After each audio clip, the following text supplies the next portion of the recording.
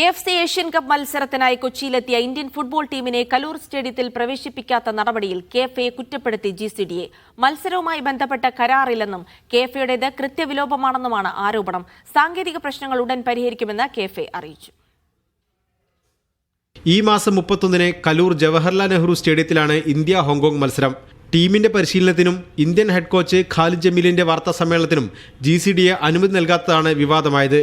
വാടകയായി 3 ലക്ഷം രൂപയും കരുതൽ ധനമായി 25 ലക്ഷം രൂപയും നൽകാമെന്ന് സംഘാടകരായ KFA സമ്മതിച്ചെങ്കിലും മുൻകൂറായി ഇത് നൽകാത്തതാണ് GCDA പ്രശ്നമാക്കിയത്.